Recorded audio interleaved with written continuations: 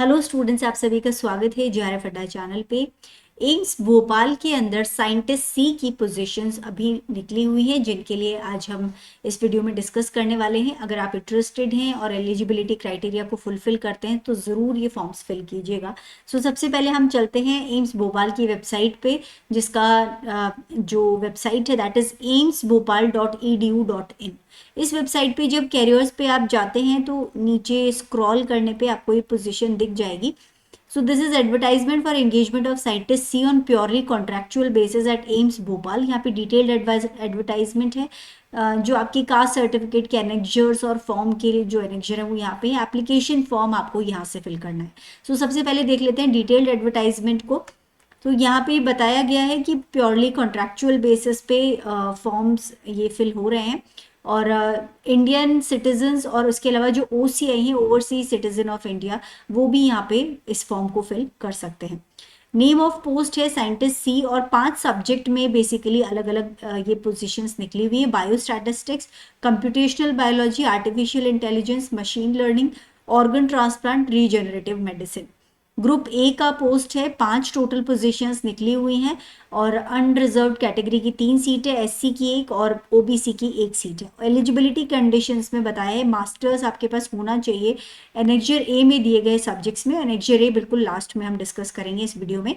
और ये essential qualification है मास्टर्स डिग्री। डिज़ायरेबल अगर आपके पास PhD हो तो बहुत ही अच्छी बात है, और यहाँ पर एक्सपीरियंस ये भी एसेंशियल है, 4 साल का एटलीस्ट आपके पास में एक्सपीरियंस होना चाहिए इन द रेलिवेंट फील्ड। आपको 98,842 कंसोलिडेटेड पर मंथ मिलने वाले एज अ फिक्स्ड पे आपके पूरे टेन्योर में। और जो आपका टेन्योर है पहले 11 महीने का होगा, जिसके बाद में दोबारा इसको 11 मंथ्स के लिए एक्सटेंड कर दिया जाएगा। अपर एज लिमिट 40 ईयर्स है और रिलैक्सेबल है एज पर government of India norms. SC ST OBC के लिए रिजर्वेशंस जो भी हैं उनमें अगर आप अप्लाई कर रहे हैं तो जो फॉर्मेट्स हैं, जो एनेक्जर्स हैं वो दिए हुए हैं, उनके अकॉर्डिंग आपको वो सर्टिफिकेट्स बनवाने हैं। अब बात आती है मोड ऑफ सिलेक्शन या सिलेक्शन प्रोसीजर की। तो रिटन टेस्ट या इंटरव्यू या दोनों हो सकते हैं कॉम्पिटेंट अथॉरिटी के डिसीजन के बेसिस पे। बेसिकली अगर 20 टाइम्स, जैसे 5 पोस्ट हैं उसके 20 टाइम्स से ज़्यादा नंबर ऑफ फॉर्म्स अगर आ गए, एप्लीकेंट ज़्यादा हुए, तो रिटन एग्जाम होगा, और इसमें से टॉप 15 मैरिट कैंडिडेट्स को शॉर्टलिस्ट किया जाएगा इंटरव्यू के लिए। मतलब 15 जनों का इंटरव्यू होने वाला है।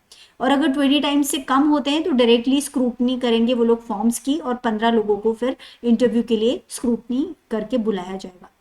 जो मार्क्स ऑब्टेन होंगे कैंडिडेट के रिटन एग्जामिनेशन में, they will be qualifying in nature for shortlisting of candidate for interview only. The selection would be made on the basis of performance of the candidate in the interview alone. So interview अकेला ही आपका जो final selection होगा उसके लिए decisive रहेगा। Schedule जो है upload कर दिया जाएगा एम्स भोपाल की वेबसाइट पे जल्दी। Date and time and selection process, सारा कुछ अपलोड कर दिया जाएगा ड्यू कोर्स में इसकी वेबसाइट पे। Written test and interview will be conducted at AIIMS Bhopal. अगर रिटन टेस्ट या इंटरव्यू जो भी चीज़ होती है वो एम्स भोपाल में ही कंडक्ट होगी। अब आ जाते हैं एप्लीकेशन प्रोसीजर पे। तो इंटरेस्टेड इंडियन नेशनल्स या फिर OCI जो हैं, ओवरसीज सिटीजन ऑफ इंडिया, ये अप्लाई कर सकते हैं अगर आप जो एलिजिबिलिटी क्राइटेरिया है उसको फुलफिल करते हैं। और एनेक्जर 4 यहाँ पे एक फॉर्मेट दिया गया है, इसके अंदर आपको फॉर्म फिल करना है। इसके साथ में आपको सारी की सारी सेल्फ अटेस्टेड फोटो कॉपीज लगानी है, जो भी रिक्वायर्ड सर्टिफिकेट्स और डॉक्यूमेंट्स है as proof of date of birth, age, eligibility, qualification, marksheet, degree, experience certificate and other relevant testimonials through. और इन सबको आपको इस मेल ID पर भेज देना है। मेल ID का जो कैप्शन होना चाहिए that is engagement of scientist C on contractual basis and name of the candidate, और आप अपना नाम यहाँ पे लिख देंगे। जो आपका मेल का जो कैप्शन होगा वो ये डालना है। Last date of submission of this application through email आपको 30 डेज के अंदर अंदर, दैट मीन्स 2 जनवरी 2025 इसको फॉर्म को फिल करने की लास्ट डेट है। तो मेल करना है आपको 2 जनवरी से पहले पहले। 2 January is the last date. अब जो ओरिजिनल एप्लीकेशन है उसकी कॉपी आप रिटेन कर लीजिएगा। इसके अलावा और एप्लीकेशन फीस यहाँ पे 1500 रुपीज़ की लगेगी, जो आपको DD बनवाना है in favour of executive director AIIMS Bhopal. और no application fee is applicable for PWBD, SC ST and women candidates. इनको कोई एप्लीकेशन फ़ी पे नहीं करना है। नाउ सबसे पहले डॉक्यूमेंट वेरिफिकेशन, अगर आपका डॉक्यूमेंट्स आप गलत रिपोर्ट करते हैं तो आपको एलिजिबल नहीं माना जाएगा। इसके अलावा इंपॉर्टेंट नोट्स यहाँ पे काफ़ी सारे दे रखे हैं। Eligibility will be decided as per candidates qualification and experience on the last day of submission of the application. So 2 जनवरी आपका एलिजिबिलिटी क्राइटेरिया फुलफिल होने की लास्ट डेट है। इस दिन तक आपका एलिजिबिलिटी क्राइटेरिया फुलफिल हो जाना चाहिए। सो ये पूरी और भी काफ़ी सारी डिटेल्स हैं जिन्हें आप देख सकते हैं। बाकी और भी टर्म्स एंड कंडीशंस यहाँ दिए हुए हैं और इनको आपको ध्यान से पढ़ना होगा कि क्या यहाँ पे आपको करना है, किस तरह से अप्लाई करना है, क्या प्रोसेस रहेगा।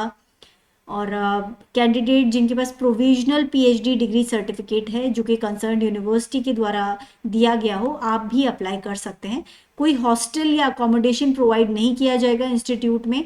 एंड ओरिजिनल सर्टिफिकेट्स जो आपको आपका एजुकेशनल और प्रोफेशनल क्वालिफिकेशन या एक्सपीरियंस के लिए रिस्पॉन्सिबल हैं वो आपको लेके जाने हैं on the date of interview. जो सिलेक्टेड कैंडिडेट्स होंगे उनके लिए है 5 रीसेंट पासपोर्ट साइज फोटोग्राफ्स लेके जाने हैं, एक सेल्फ अटेस्टेड फोटो कॉपी लेके जानी है सभी डॉक्यूमेंट्स की। इसके अलावा जो भी पर्टिकुलर एडवर्टाइजमेंट में दी हुई हैं एलिजिबिलिटी क्राइटेरिया उन्हें आप फुलफिल करें, तभी आपको एलिजिबल माना जाएगा। कोई ट्रैवलिंग अलाउंस ये लोग नहीं देने वाले हैं रिटन एग्जाम या फिर इंटरव्यू पे आने जाने के लिए। इसके अलावा यहाँ पे जो अपॉइंटमेंट होने वाला है इसमें आपको किसी तरह का कोई बेनिफिट जो गवर्नमेंट जॉब्स में मिलता है वो नहीं मिलेगा यहाँ से। Candidate should have been convinced by the court of law. Okay, ये कुछ और भी चीज़ें हैं जो दी हुई हैं, इन्हें ध्यान से आप देख लीजिएगा, काफ़ी सारा और डाटा दिया हुआ है। सो कौन कौन से डॉक्यूमेंट्स आपका इंटरव्यू के टाइम में वेरीफाई होंगे उनकी एक पूरी लिस्ट है, इसको आप देख लीजिएगा। अगर आपका इंटरव्यू में सिलेक्शन होता है तो इनमें से कोई भी चीज़ ले जाना आप ना भूलें। अब आ जाता है एनेक्जर ए, जो हमें स्टार्टिंग में बताया गया था। एलिजिबिलिटी क्राइटेरिया में कौन से सब्जेक्ट्स में आपका मास्टर्स होना चाहिए तो आप यहाँ पे अप्लाई कर सकते हैं। सो वो ये सब सब्जेक्ट्स हैं, अगर इनमें आपका मास्टर्स होता है तो ये तो एसेंशियल एलिजिबिलिटी क्राइटेरिया। डिजायरेबल में इन्होंने इन सब्जेक्ट्स के अंदर पीएचडी मांगा है।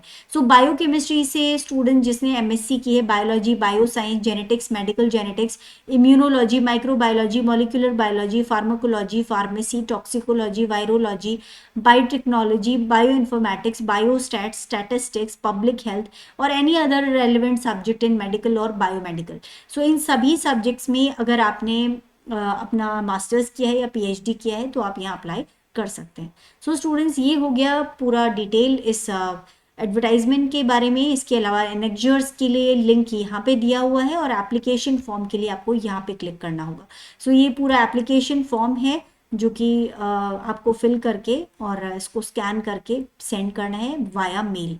ओके, सो स्टूडेंट्स, ये बात हो गई इस एडवर्टाइजमेंट की। काफ़ी अच्छी वैकेंसी है, ज़रूर आपको अप्लाई करना चाहिए अगर आप एलिजिबिलिटी क्राइटेरिया फुलफिल करते हैं।